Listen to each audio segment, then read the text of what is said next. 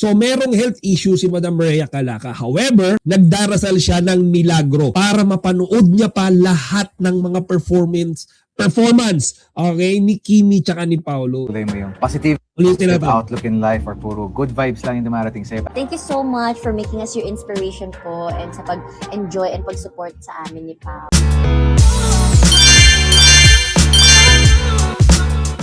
So doon sa mga hindi pa nakakapanood, question and answer to, okay, ng mga fans to Kimi and Paolo. Okay, so mga dedicated letters to ng mga fans nila to Kim Pao.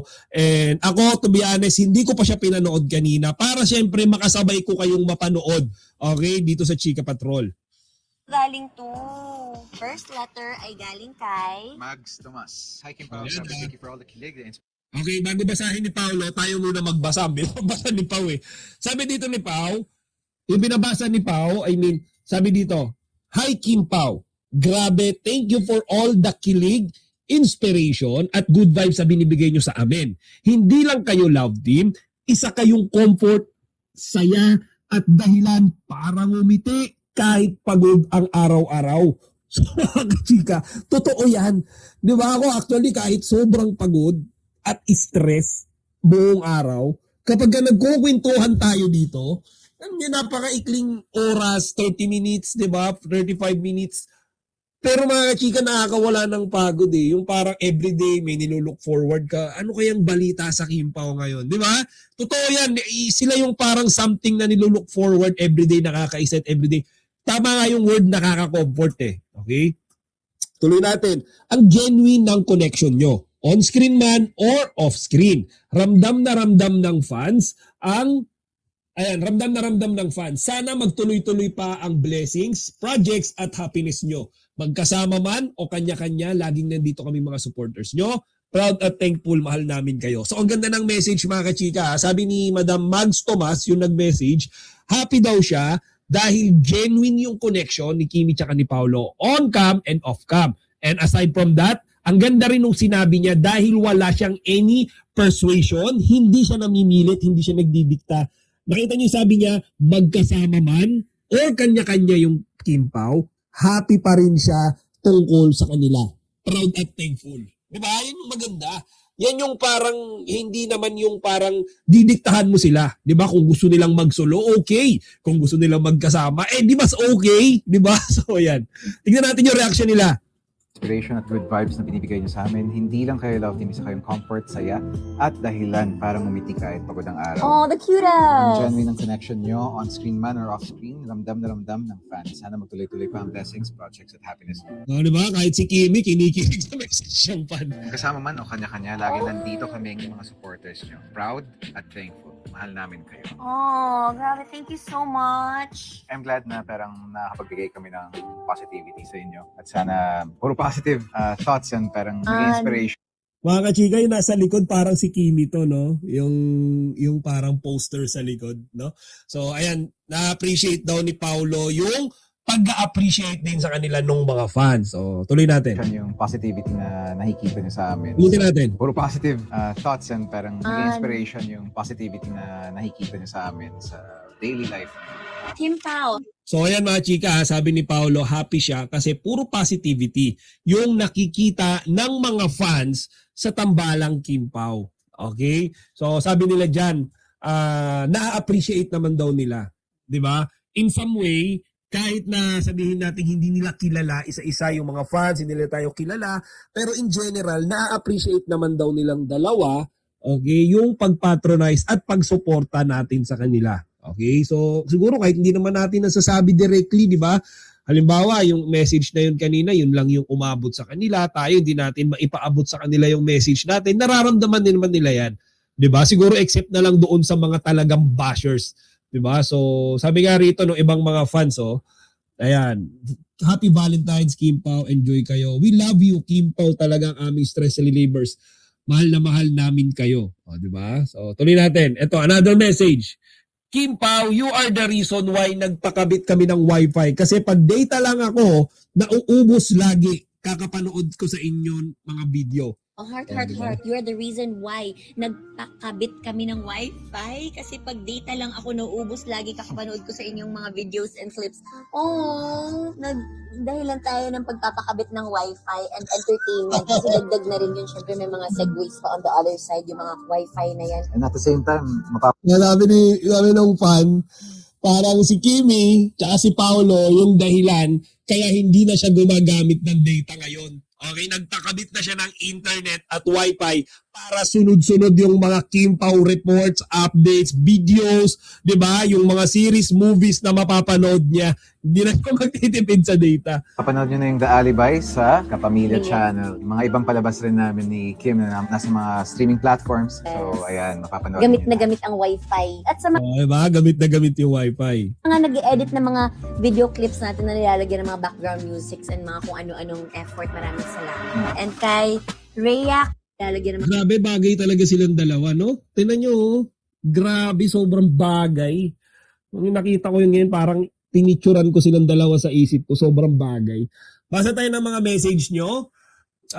Yeah, I was only 23 years old nung nag-asawa ng iba ang mister ko. So now single na after nullification of marriage. 23 pa lang, hiwalay na. Grabe naman, Madam Irene Miguel. Ba't meron kang something, alam niyo yun? Meron ka namang kasama dyan, di ba? Para happy naman dyan. Ayan, sabi ni Queen Catherine, sana may jogging bukas. Okay, di ba? Antay tayo. Hindi natin masabi eh. Pwedeng bukas sila i-celebrate yung Valentine's. Who knows? Di ba? Ayan. Happy Valentine's Day, Kim Pao. Bago yun kasi nanghingi sila dati ng message sa kanila. Okay. Mga wishes natin sa kanila mga yun. Okay. Bago nga to. Kasi yung itsura dito ni Paolo, ayan yung ganyang gupit, bago yan eh. Diba? So, woke up 5 o'clock a.m. to see Showtime with so much anticipation what Kim Pao has in store for us. Thank you so much for undying support to Kim Claudia. Very much welcome, Sir Alex Santos. Ayan, mga wishes natin yon. Sabi dito, sa palagay ko lang nag-celebrate sila ng Valentine's Day, hindi lang nila shinare pang private. Hindi naman lahat ng gagawin ipopost. Yun nga, naisip ko rin yun, hindi lang siguro nila i-shinare. Pwede nga, nung 12 pa lang, nag-celebrate na sila. Di ba? Nung 13 pa lang. Okay, 14. Pwedeng hindi lang nila i-shinare. Di ba? So, ayan. Si Angel Locsin yung nasa likod nila. Ayan, hindi sila bagay, tao sila. Grabe, niliteral ni Queen Catherine ha. Niliteral yung bagay.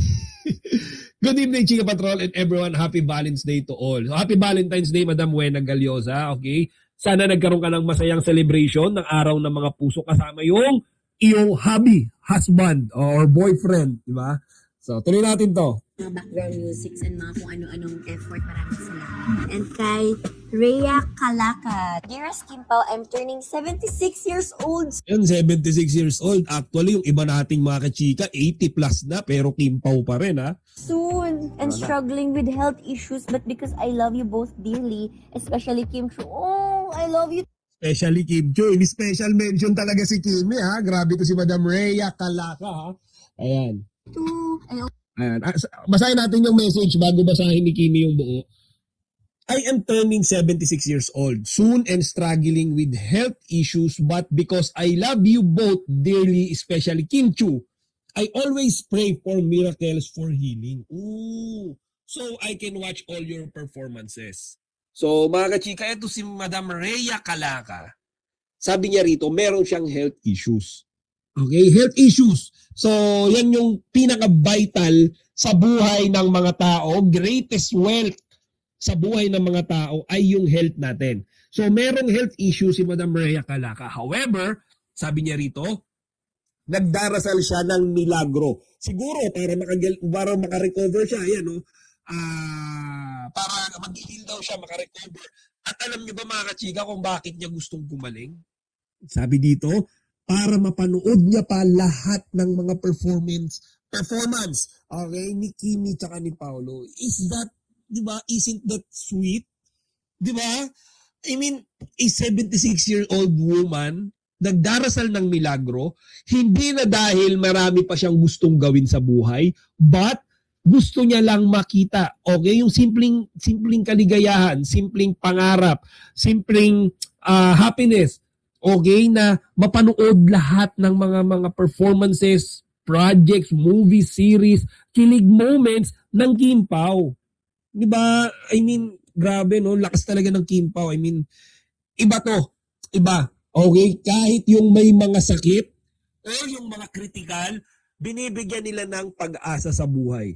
Okay? So, sabi rito, both of you are always included in my everyday prayers. I wish both of you good health, strong and healthy bodies, peace of mind, and successes in everything that you do. May God bless both of you always and forever. Always pray for miracles, for healing, so I can watch all your performances, teleseries, and movies. Both of you are always included in my everyday prayer. I wish both of you good health, strong and healthy body, peace of mind, and success in everything that you do. May God bless you. Mami Miriam, you're on the right track. Sabi nga nila, if you have a very positive outlook in life or puro good vibes lang yung dumarating sa'yo, parang sumasabay daw yung healing ng katawan natin.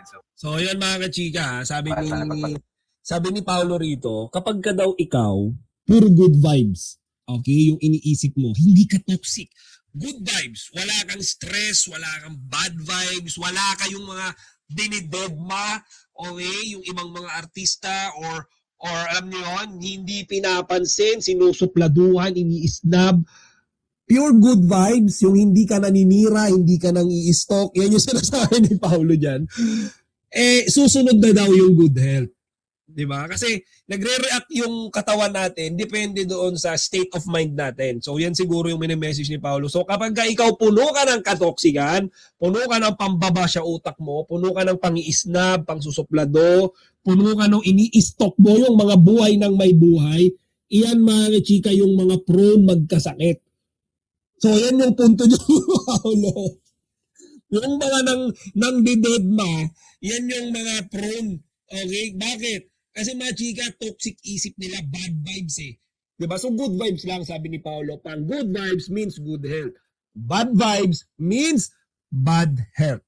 Yan lang yun. Diba? So, ayan. Oh, ito na nga. Ayan oh. Sabi dito si Madam Minda Ariola. Yes, ako, I repeat, I am 82 years old. Same sentiments as the other elderly. Kim Pao lifts my spirit in a very special way. Yes, I too pray for them every day. God bless us all. Isn't that, di ba, so sweet din, kagaya nung kanina 76. So, si Madam Minda, 82, pero iyan mga chika, same sentiment, same feeling. Excited siya every day because of one thing, Kim Pao. Okay, so nakakatuwa, ako natutuwa ako. Tulay mo yung positive Ulitin natin. outlook in life or puro good vibes lang yung dumarating sa'yo. Parang sumasabay daw yung healing ng katawan natin. So sana pagpatuloy mo yung positivity. Thank you so much for making us your inspiration po and sa pag-enjoy and pag-support sa amin ni Pao. We love you, and sa lahat ng mga Kim Paos, maraming salamat for all the love, time, effort, support, and endless pagmamahal sa aming dalawa ni Paolo. And happy Valentine's and Happy Fanland.